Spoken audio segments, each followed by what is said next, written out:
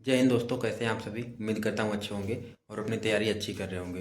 तो आज का जो वीडियो है कि वो है कि हमें मॉक टेस्ट कब से लगाना चाहिए और डेली का टारगेट कैसे सेट करें, क्योंकि जब हम शुरुआत में पढ़ाई करते हैं तो आपको समझ में नहीं आता कि डेली का टारगेट कैसे बनाना है और आपके पास मात्र 9 महीने बचे हैं तो कैसे कैसे तैयारी करना है इसके बारे में बात करेंगे।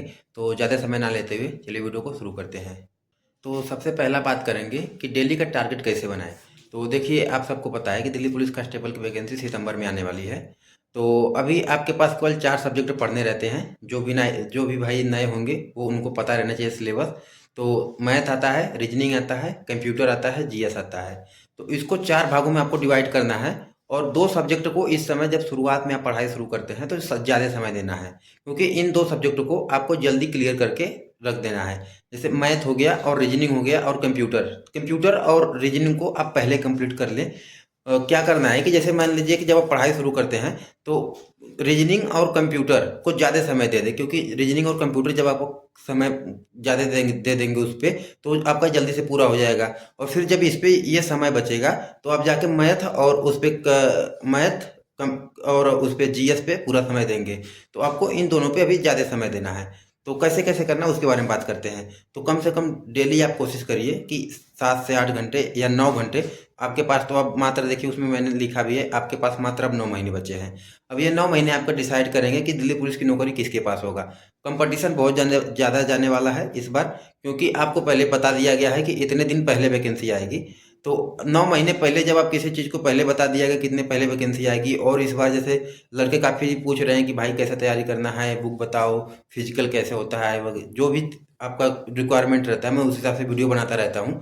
और कुछ चीज़ें जैसे कुछ भाई पूछते हैं कि भाई फैसिलिटी वगैरह कोई वीडियो बनाओ। तो देखो यार, थोड़ा अभी ट्रेनिंग सेंटर में हूँ, अभी टाइम कम मिल पाता है। और वैसे हमारा परसों फुटबॉल का ट्रायल है, मैं फुटबॉल भी खेलता हूँ। तो गेम वगैरह के बारे में अगर आपको जानकारी चाहिए तो उसके लिए बता देना, मैं वीडियो बना दूंगा। और ट्रायल दे के आता हूँ, देखता हूँ मेरा सिलेक्शन होता है कि नहीं, तो उसके बारे में अलग से वीडियो बना देंगे। तो यहाँ भी बात करते हैं कि डेली टारगेट के बारे में। तो जब आपका रीजनिंग और कंप्यूटर पूरा कंप्लीट हो जाएगा, रीजनिंग अगर आप अच्छे से पढ़ते हैं तो मैं गारंटी दे रहा हूँ कि 3 से 4 महीने में कंप्लीट हो जाएगा। जब ये कंप्लीट हो जाता है तो आपको केवल प्रैक्टिस प्लस प्रीवियस ईयर यही दो चीज़ करना है और प्लस मॉक टेस्ट लगाना है और कंप्यूटर का नोट्स बना लेना है। यही गलती लड़के करते हैं कि नोट्स नहीं बनाते। आपको नोट्स बनाना बहुत जरूरी है। जब नोट्स बनाएंगे तो आपको ये बाद में काम आएगा। तो इधर आपको ये कर लेना है। इसके बाद जब वो समय बच गया तो आप मैथ पे अच्छे से देना है। मैथ कम से कम आपको 8 महीने लेगा, नहीं तो 7 महीने में या 8 महीने 6 महीने में आपका अगर कंप्लीट हो जाता है तो बहुत अच्छा है। अगर आप अभी से लग जाएंगे कि क्योंकि मैं इसलिए 8 महीने कह रहा हूँ, अगर 8 महीने में आप अच्छे से पूरा कंप्लीट कर लेते हैं सब चैप्टर तो आपके पास कम से कम 3 महीने रिवीजन के लिए बचेगा। और 3 महीने आपको दबा कर रिवीजन करना है। अगर जितने ज़्यादा रिवीजन और प्रैक्टिस करेंगे तभी आपका एग्जाम निकल पाएगा। और जीएस को धीरे धीरे पढ़ते रहिए, कम से कम 3 से 4 घंटे दीजिए। जीएस कैसे पढ़ना है और कुछ भाई कैसे तैयारी किए थे, अभी ऑल इंडिया रैंक 33 का भी इंटरव्यू लिया हूँ, तो उनसे भी आप जाके वहाँ से वीडियो देख सकते हैं। तो बाकी ये सब सब्जेक्ट के बारे में बात कर दिए और आपके पास मात्र 9 महीने बचे हैं। इसके बारे में मैंने डिसाइड कर दिया कि आपको डिसाइड करना है कि आपको कैसे करना है कैसे नहीं करना। आप लोग जैसे वेट कर रहे थे कि नया साल आएगा तब से पढ़ूंगा, क्योंकि जब हम तैयारी कर रहे थे तो हमें भी लग रहा था कि नया साल आएगा तो आज से एकदम डेडिकेशन से पढ़ूंगा। फिर क्या होता है कि 1-2 दिन बाद हमारा मोरल डाउन हो जाता है कि चलो तो अभी तो 9 महीने हैं, अभी बहुत दिन है। 9 महीने कब कट जाएंगे आपको पता भी नहीं चलेगा। और जब आपका एग्जाम नहीं निकलेगा तो आप फिर रोने के सिवा कुछ नहीं बचेगा। फिर वही पूछेंगे भाई वैकेंसी कब आएगी, इसकी वैकेंसी आ रही है उसकी तैयारी कर लो।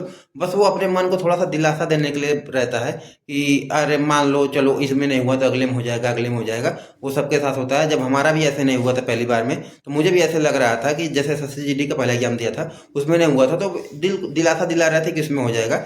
लेकिन इसके बाद मैंने डेडिकेशन लाया और अच्छे से पढ़ाई किया, फिर इसके बाद सिलेक्शन हुआ। और मैंने लिखा है कि बस ये कर लो आपका सिलेक्शन हो जाएगा। देखिए, अगर किसी भी आपका एग्जाम की तैयारी कर रहे हैं तो आपको 2-3 चीज़ें ही करना है, ज़्यादा नहीं, 2-3 चीज़ें बस। सबसे पहला करना है कि आपको सिलेबस कंप्लीट करना। आप किसी भी टीचर से चाहे जहाँ से पढ़ रहे हैं, सबसे पहले आप सिलेबस कंप्लीट कर दीजिए। सिलेबस कंप्लीट करने के बाद आपको 2-3 चीज़ें और करनी है। प्रैक्टिस करनी है। जो भी जैसे मैथ का सिलेबस कंप्लीट हो गया तो उसकी प्रैक्टिस करनी है, मतलब क्वेश्चन लगाने हैं कि आपसे क्वेश्चन बन रहा है कि नहीं। प्रैक्टिस के बाद आपको रिवीजन करना है। रिवीजन के बाद आपको मॉक टेस्ट लगाना है। और मैंने लिखा है कि मॉक टेस्ट कब से लगाएं। तो देखिए, अगर आपका कम से कम मेरे हिसाब से 30% सिलेबस कंप्लीट हो जाता है तभी मॉक टेस्ट लगाना चाहिए। क्योंकि जब हम शुरुआत में मॉक टेस्ट लगाते हैं, अगर हमारा नंबर नहीं आता, मान लीजिए हम मैथ अभी 2 चैप्टर पढ़े हैं, मान लीजिए परसेंटेज पढ़े हैं और प्रॉफिट लॉस पढ़े हैं, और मैथ लगाने बैठ गए, मान लीजिए 25 क्वेश्चन के मिनी मॉक ही लगा रहे हैं स्पेशल मैथ का, तो उसमें तो हमारा नंबर ही नहीं आएगा, तो वैसे मॉरल डाउन हो जाएगा। तो कम से कम जैसे मान लीजिए मैथ के 18-20 चैप्टर है, कितना चैप्टर में वीडियो बना दिया वो देख सकते हैं आप, तो कम से कम आपके 8-9 चैप्टर कंप्लीट हो जाए तब आप मॉक टेस्ट लगाना शुरू करें। और हर सब्जेक्ट का अभी जैसे आप शुरुआत में जब पढ़ते हैं तो कोशिश करें कि मिनी मॉक लगाने के लिए। मिनी मॉक में क्या है कि आपका कम समय मिलता है, जैसे कम समय में आपका हो जाता है। अगर आप पूरा फुल मॉक लगाएंगे तो कम से कम आपको 1.5 घंटे देना पड़ेगा, और मिनी मॉक लगाएंगे तो आपको 20 मिनट 25 मिनट में ये कंप्लीट हो जाएगा। और कोशिश करें, जैसे मान लीजिए आप शुरू कर रहे हैं तो अगर आप जो चैप्टर पढ़ चुके हैं उसी को क्वेश्चन को लगाइए। जैसे मान लीजिए आप मेंसुरेशन नहीं पढ़े हैं तो उसको मत लगाइए। कंप्यूटर में एमएस वर्ड एमएस एक्सेल पढ़ लिए हैं तो इसको लगाइए। रीजनिंग में जो चैप्टर पढ़ लिए हैं उसको लगाइए। और जीएस में जहाँ से आप पढ़ चुके हैं वहाँ से स्टैटिक जीके पॉलिटी वगैरह, तो वहाँ से क्वेश्चन लगाने की कोशिश करिए। तो बाकी मैंने हर चीज़ बता दिया कि मॉक टेस्ट वगैरह कैसे लगाना है। और फिर भी अगर आपको कोई डाउट बनता है तो आप कमेंट में पूछ सकते हैं।